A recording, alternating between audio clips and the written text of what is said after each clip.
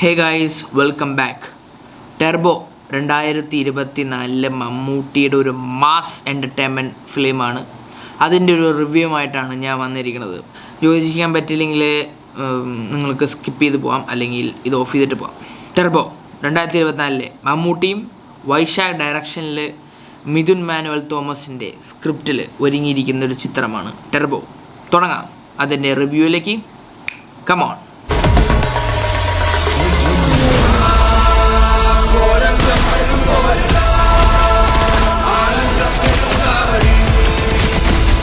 വൈശാഖിൻ്റെ ഡയറക്ഷനേന്ന് നമുക്ക് തുടങ്ങാം. വൈശാഖ് ചെയ്ത പടത്തിൽ എനിക്കിഷ്ടപ്പെട്ടിട്ടുള്ള പടമാണ് പുലിമുരുകനും പോക്കിർ രാജയും.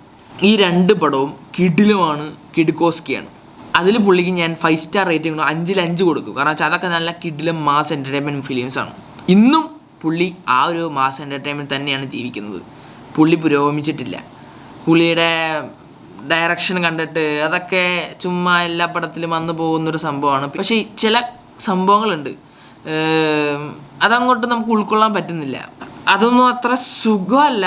അത് ഇഷ്ടപ്പെടുന്നവരുണ്ടാവും, പക്ഷേ എനിക്കത്ര ഇഷ്ടപ്പെട്ടിട്ടില്ല. അതത്ര എനിക്ക് വർക്കൗട്ടായില്ല. രണ്ടാമത് മിഥുൻ മാനുവൽ തോമസ്, അങ്ങേരാണ് ഈ കഥ എഴുതിയത്. മിഥുൻ സർ, സത്യത്തിൽ ഈ കഥ എഴുതിയത് നിങ്ങളാണോ? എനിക്ക് വിശ്വാസമാവുന്നില്ല. ഈ കഥ എഴുതിയത് മിഥുനാണെന്ന് ഞാൻ വിശ്വസിക്കുന്നില്ല. മിഥുൻ്റെ കണ്ടുവന്ന സിനിമകൾ പോലെയല്ല ഈ സിനിമ. ഇതൊരു മാസ് എൻ്റർടൈൻമെൻ്റ് ആണ്, ശരിയാണ്. പക്ഷേ ഇത് ഭയങ്കര ക്ലീഷയാണ് കഥ.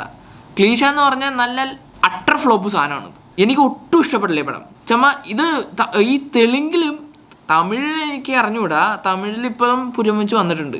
തെലുങ്കിൽ കന്നഡ സിനിമകളിലൊക്കെ കണ്ടുവരുന്ന ഒരു കഥയാണിത്. അത് എനിക്ക് അത്ര സുഖമായില്ല.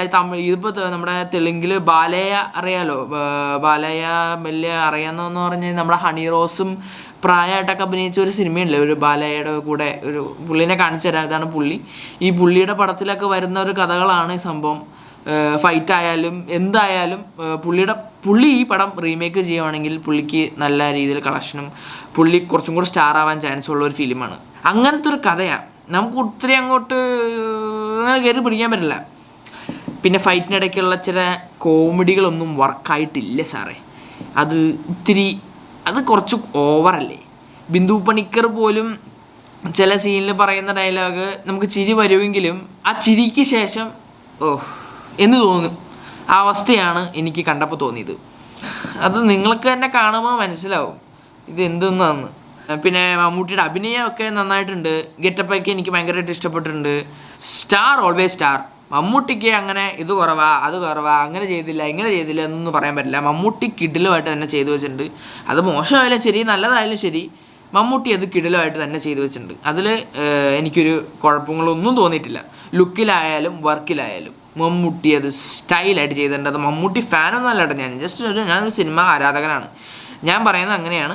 മമ്മൂട്ടി നല്ല രീതിയിൽ തന്നെ ചെയ്തു വെച്ചിട്ടുണ്ട്. മമ്മൂട്ടിയെ കുറ്റം പറയാൻ പറ്റില്ല. മമ്മൂട്ടി നല്ലപോലെ തന്നെ ചെയ്തു വെച്ചിട്ടുണ്ട്.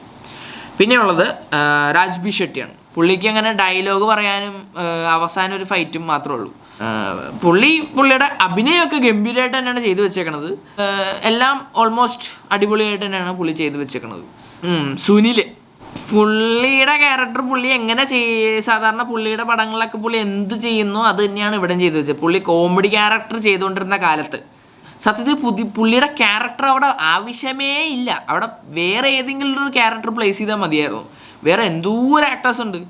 പിന്നെ മ്യൂസിക്, ക്രിസ്റ്റോ കാർ ചേസ് സമയത്തൊക്കെ വെച്ചിരിക്കുന്ന BGM ഒക്കെ കൊള്ളാം. സീൻസിൽ നല്ല ഇടിയും പവറും നല്ല പഞ്ചൊക്കെ വന്നിട്ട് ഈ BGM നമ്മളെ എടുത്തെടുത്ത് മോളിക്കൊണ്ട് വെക്കും. പക്ഷേ കുറച്ച് കഴിയുമ്പോൾ അതങ്ങ് താഴ്ട്ട് വരും. BGM പോകുമ്പോൾ നമ്മൾ നേരെ താഴ്ട്ട് വരും. മമ്മൂട്ടി ഡയലോഗൊക്കെ വരുമ്പോൾ ക്ലീഷ ഡയലോഗാണ്, അത്യാവശ്യമൊക്കെ ഓക്കെയാണ്. അങ്ങനത്തെ ഡയലോഗ് പറഞ്ഞു കഴിയുമ്പോൾ നമ്മൾ വീണ്ടും താഴോട്ട് തന്നെ വരും. ഇതാണ് സംഭവങ്ങൾ സാധാരണ നടക്കുന്നത്. ഇതിനകത്ത് നടന്നത് ഇപ്പോൾ ഇങ്ങനെയാണ്. കഥ ഒരു വശം ഞാൻ പറഞ്ഞേ, ഒരു നാട്ടിൻപുറത്തിൽ ഒരു പള്ളിപ്പെരുന്നാളിലൊക്കെ അടി ഉണ്ടാക്കിക്കൊണ്ടിരുന്ന സാധാ ഒരു ടെർബോ ജോസ് ഒരു ചെറിയൊരു പ്രശ്നം കൊണ്ട്, ചെറുതല്ല അത് വേറൊരു നാട്ടിൽ നടക്കുന്നൊരു സംഭവത്തിലായിട്ട് ഒന്ന് കയറുന്നു. അത് ക്ലീശയാണ്, വളരെ ക്ലീശയാണ്. നല്ല ക്ലീശ സാധനം അത്.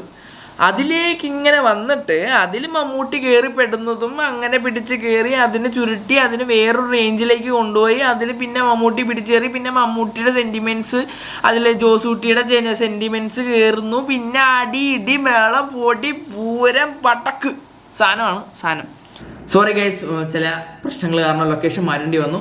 നമുക്ക് റിവ്യൂ കണ്ടിന്യൂ ചെയ്യാം. എനിക്ക് ഞാൻ പറഞ്ഞതാണ്, കഥ വലിയ സുഖമൊന്നുമില്ല. ഓൾ നോക്കുവാണെങ്കിൽ എനിക്കിത് പടം ഇഷ്ടപ്പെട്ടില്ല എന്ന് തന്നെ ഞാൻ പറയും. പിന്നെ എനിക്ക് ഇഷ്ടപ്പെട്ട 3 കാര്യങ്ങൾ ഈ പടത്തിനകത്തുണ്ട്, അത് ഞാൻ എടുത്തു പറയട്ടെ.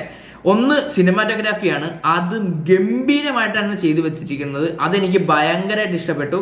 അത് ചില സ്റ്റാർട്ട് തൊട്ട് എൻഡ് വരെ അത് നല്ല കിടിലമായിട്ടാണ് ചെയ്തു വെച്ചിരിക്കുന്നത്. അതുകൊണ്ട് എനിക്കത് പറയണമെന്ന് തോന്നി.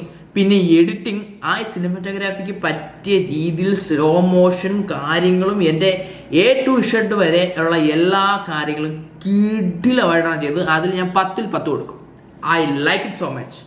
പിന്നെ മ്യൂസിക്, ഞാൻ നേരത്തെ പറഞ്ഞ പോലെ എല്ലാ സീൻസിനും ആ ഒരു സിനിമാറ്റോഗ്രാഫി നല്ല, അത് കാണുമ്പോൾ മനസ്സിലാവും നിങ്ങൾക്ക് അത് ചെയ്തു വെച്ചതിൻ്റെ രീതിയിൽ എഡിറ്റിംഗ് കൂടെ വന്ന് ആ എഡിറ്റിങ്ങിനെയും സിനിമാറ്റോഗ്രാഫിയെയും ആ സീനിനെ നല്ലൊരു പീക്ക് ലെവലിലേക്ക് എത്തിക്കുന്നത് ക്രിസ്റ്റോന്റെ മ്യൂസിക്കാണ്. അതിന് വീണ്ടും 10ൽ 10 കൊടുക്കാം. ഈ 3 കാര്യങ്ങളാണ്, സിനിമാറ്റോഗ്രാഫി, എഡിറ്റിങ്, മ്യൂസിക്, ഈ 3 കാര്യങ്ങളാണ് എനിക്ക് പടത്തിൽ ഭയങ്കരമായിട്ട് ഇഷ്ടപ്പെട്ടത്. അത് ചെയ്തു വെച്ചിരിക്കുന്നത് ഗംഭീരമായിട്ടുണ്ട്. പക്ഷേ കഥ, വൈശാഖിൻ്റെ ഡയറക്ഷൻ അതൊന്നും എനിക്ക് സുഖിച്ചിട്ടില്ല. പിന്നെ മിഥുൻ സാറിൻ്റെ കഥയാണ് ഞാൻ ഒട്ടും വിശ്വസിക്കുന്നില്ല. കാരണം ഐ എം സോറി, സാർ പണ്ട് എഴുതിയ കഥയാണെന്ന് തോന്നുന്നു. അതുകൊണ്ട് ഇപ്പോൾ റീവർക്ക് ചെയ്തെടുത്ത പോലെ ആയിട്ടാണ് എനിക്ക് തോന്നിയത്. ഐ എം സോറി റിയലി, എനിക്ക് ഭയങ്കര ബുദ്ധിമുട്ട് തോന്നി തിയേറ്ററിനകത്ത്. Leave it. പക്ഷേ ഒന്ന് ഞാൻ മെയിനായിട്ട് പറയട്ടെ, ഇത് നിങ്ങൾ ഓവർ എക്സൈറ്റഡ് ആയിട്ട് തിയേറ്ററിൽ പോയി കാണരുത്. മമ്മൂട്ടി അങ്ങനെയായിരിക്കും ഇങ്ങനെയായിരിക്കും എന്നൊക്കെ ചിന്തിക്കരുത്. ഭയങ്കര, ഒന്നാമത് ഈ പടം ഇറങ്ങുന്നതിന് മുന്നേ എല്ലാവരുടെ മനസ്സിൽ ഓവർ എക്സൈറ്റഡ് ആയിരുന്നു ഈ പടത്തിനെ പറ്റിയിട്ട്. എല്ലാവരും ഭയങ്കര ഓവർ തിങ്ക് ചെയ്ത് ഓവർ റേറ്റഡ് ആയിട്ട് ഇരിക്കുകയായിരുന്നു നിങ്ങൾ. പക്ഷേ ഇങ്ങനെ അത് ചെയ്യരുത്. തിയേറ്ററിൽ പോകുമ്പോൾ ഒന്നുമില്ല, മമ്മൂട്ടി, ടെർബോ ജോസ് ഒന്നും ചെയ്യില്ല. കണ്ട പോസ്റ്റേഴ്സൊക്കെ കണ്ട് പുറത്ത് മഴ അകത്ത് ഇടിവെട്ടെന്നൊക്കെ പറഞ്ഞൊന്നും പോയി കാണരുത്. നിങ്ങൾ ഒന്നും ചിന്തിക്കരുത്. ക്ലീനായിട്ട് നിങ്ങൾ പോയി പടം കാണുക. ഒരു തരത്തിലും ഒന്നും ചിന്തിക്കേണ്ട, നേരെ പടം കാണാൻ പോവുക. ചിലപ്പോൾ നിങ്ങൾക്ക് ഇഷ്ടപ്പെട്ടേക്കാം. പിന്നെ അതുപോലെ തന്നെ നിങ്ങൾക്ക് മറ്റേ ഇടി, നല്ല ടെർബോ ഇടി, കഴുത്ത് തിരിയുന്ന ഇടി നിങ്ങൾക്ക് കാണണമെങ്കിൽ ഞാൻ സജസ്റ്റ് ചെയ്യും ഈ പടം കൊണ്ടോ. പക്ഷെ ഇത് OTT കണ്ടാൽ ശരിയാവില്ല ഗൈസ്, ഉറപ്പാണ്. OTT കണ്ടാൽ നിങ്ങൾക്ക് ഭയങ്കര വേസ്റ്റ് പടമായിട്ട് തോന്നുന്നുള്ളൂ. ചില ഇടിയും ഈ സിനിമാറ്റോഗ്രാഫും മ്യൂസിക്കും ഒക്കെ നിങ്ങൾക്ക് അങ്ങോട്ട് ഒരു 50% നിങ്ങൾക്ക് ഇഷ്ടപ്പെടണമെങ്കിൽ നിങ്ങളിത് തിയേറ്ററിൽ പോയി കണ്ടു വരും. അല്ലെങ്കിൽ OTT വന്നാൽ നിങ്ങൾക്ക് ഇഷ്ടപ്പെട്ടില്ല, അല്ലെങ്കിൽ നിങ്ങളുടെ വീട്ടിൽ തന്നെ നല്ല ഹോം തിയേറ്റർ സെറ്റപ്പ് ഒക്കെ വേണ്ടി വരും. പിന്നെ മമ്മൂട്ടി ഫാൻസുകാർക്ക് എന്തായാലും ഈ പടം ഇഷ്ടപ്പെടും. കാരണം നല്ല മാസ് ഉണ്ട്, ഇടിച്ചങ്ങ് തീർപ്പിക്കുക എല്ലാത്തിനെയും. അതുകൊണ്ട് അപ്പോൾ എനിക്ക് മൊത്തത്തിൽ ഈ പടം വർക്കായിട്ടില്ല. ഇതാണ് എൻ്റെ റിവ്യൂ. ഞാൻ കൂടുതൽ പറഞ്ഞ് നിങ്ങൾ ബോറടിപ്പിക്കുന്നില്ല. താങ്ക് യു സോ മച്ച് എല്ലാ ടെർബോ മക്കൾക്കും. ടാറ്റ.